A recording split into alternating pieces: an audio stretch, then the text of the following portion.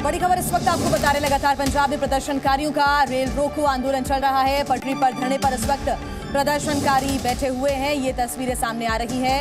पंजाब में ये प्रदर्शन हो रहा है 12 से 4 बजे के बीच। रेल रोको आंदोलन का ऐलान यहां पर प्रदर्शनकारियों की तरफ से किया गया और अब ये तस्वीरें आपके सामने, पूरे रेलवे ट्रैक को यहां पर ब्लॉक कर दिया गया है। तमाम प्रदर्शनकारी इस ट्रैक पर बैठे हुए हैं।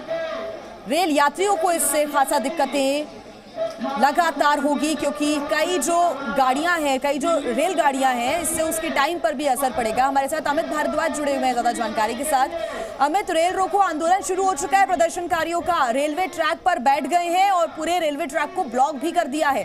दिक्कतों का सामना रेल यात्रियों को अब करना पड़ेगा इससे। बिल्कुल, देखिए बहुत बड़ी समस्या है। पहले लोग सड़कें बंद थी तो रेल से सफ़र कर पा रहे थे, लेकिन अभी वो भी नहीं कर पा रहे हैं। और देखिए कि कितनी इंपॉर्टेंट गाड़ियां वहां से चलती हैं, तो उन गाड़ियों को अभी रोका गया है। आप देखिए कि शताब्दी वहां से चलती है, अमृतसर तक जाती है। कितने श्रद्धालु आते हैं उस गाड़ी में ट्रैवल करते हैं, वो भी नहीं कर पाएंगे। और जिनका रोज़ का काम है कि सुबह की गाड़ी से आप पहुँचें और फिर शाम को दूसरी गाड़ी से वापस आएँ, वो भी अपने काम पर नहीं जा पाएंगे। और मैं बता दूं कि सड़कें जो बाधित हैं उससे भी लोग परेशान हो रहे हैं। हम नेशनल हाईवे 44 पर हैं। 44 नेशनल हाईवे जो है सबसे महत्वपूर्ण हाईवे है। यहाँ से ये अमृतसर और फिर जम्मू कश्मीर तक जाता है। ट्रक सारे रोक रखे हैं, पेरिशेबल नॉन पेरिशेबल सारे जो माल हैं उनके ट्रकों में भरा हुआ है, लेकिन वो ट्रैवल ही नहीं कर पा रहे हैं। काफ़ी दिनों से 10 तारीख सुबह 8 बजे से रोक रखे हैं ट्रक यहाँ।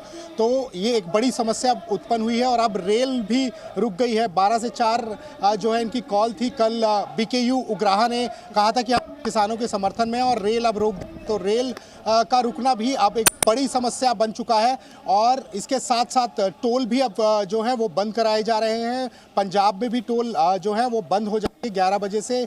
वो भी एक जो है एक बड़ी समस्या शुरू हुई है, क्योंकि वहाँ से ट्रैवल करना भी बड़ा मुश्किल है।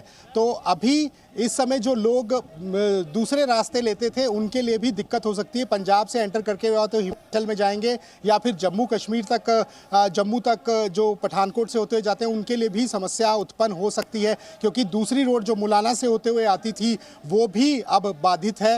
वहाँ पर पुलिस नहीं चाहती कि किसी तरह का कोई ट्रैफिक जाम लगे या किसी तरह कोई लोग वहाँ से ट्रैवल करके इस तरह अच्छा अमित, इस पूरे प्रदर्शन को देखते हुए, रेल रोको प्रदर्शन को देखते हुए रेलवे की तरफ से क्या किसी प्रकार का कोई एडवाइजरी या फिर कोई रूट डाइवर्ट करने का प्लान नजर आ रहा है, या फिर ये मानकर चलें कि इससे समय लगेगा अपने गंतव्य तक, किसी भी रेलगाड़ी को पहुंचने में, ट्रेन पहुंचने में सिर्फ समय लगेगा, किसी भी रूट को कोई डाइवर्ट नहीं किया गया है? देखिए अभी तक इन्होंने 4 घंटे का समय दिया है, तो 4 घंटे तो ट्रेन हैं वो होंगी ही। और एक चीज़ बड़ी स्पष्ट हो चुकी है कि उनको कल ही मैसेज हो गया था।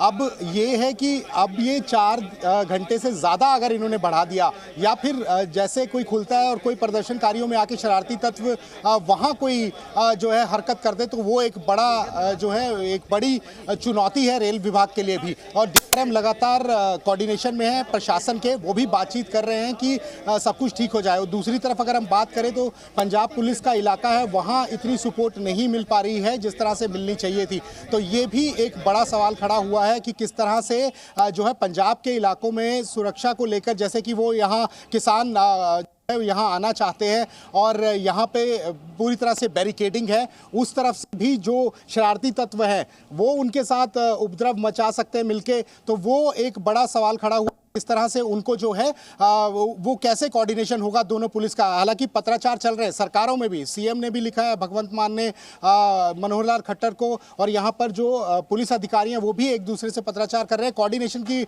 जो है वो बात कर रहे हैं, लेकिन उसमें इतना प्रॉपर कोऑर्डिनेशन नहीं हो पा रहा है। अभी सवाल ये खड़ा होता है कि जो लोग आमजन जो परेशान हो रहा है उनकी समस्या को हल करेगा कौन। आज शाम को 5 बजे बैठक है, ये लगता है कि वो पॉजिटिव वे में जाएगी। अगर नहीं गई तो फिर ये आंदोलन और उग्र हो जाएगा, क्योंकि लगातार जो हमारे सोर्सेज बता रहे हैं कि भीड़ जो है वो बढ़ती जा रही है दूसरी तरफ, और वो एक परेशानी का सबब बन सकता है। उसमें महिलाएं भी हैं, तो ये जो है एक बड़ा परेशानी का सबब बन सकता है। अब देखना ये है कि किस तरह सरकार इसको डील करती है। सरकार को आम जन के बारे में भी सोचना चाहिए, जो आंदोलनकारी है उनको भी आम जन के बारे में सोचना चाहिए। उनकी जो मांगे हैं वो जरूर अपनी रखें। पूरे शंभू बॉर्डर के इलाके का भी ओवरऑल अपडेट दें, सुबह से अब तक आपने क्या देखा? आज सुबह सुबह भी क्या वहां पर तनाव की स्थितियां थी? आंसू गैस के क्या गोले छोड़े गए या स्थिति को नियंत्रण करने के लिए किसी प्रकार का कोई भी इस्तेमाल पुलिस के द्वारा किया गया है, वो आप मुझे बताइएगा। फिलहाल तस्वीरें एक बार मैं दर्शकों को दिखा दूं, क्योंकि ये लगातार पंजाब के अलग अलग रेलवे स्टेशन की तस्वीरें हैं। यहां पर रेलवे ट्रैक पर इस वक्त प्रदर्शनकारी बैठे हुए नजर आ रहे हैं।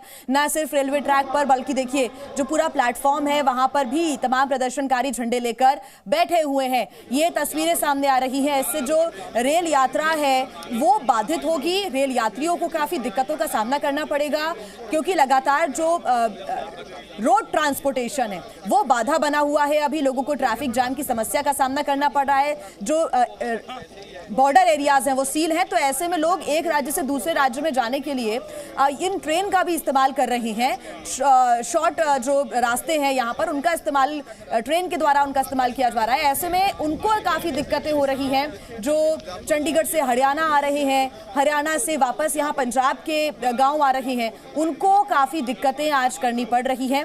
हालांकि या आप मानकर चलिए कि 4 से 5 घंटे ट्रेन लेट हो सकती है।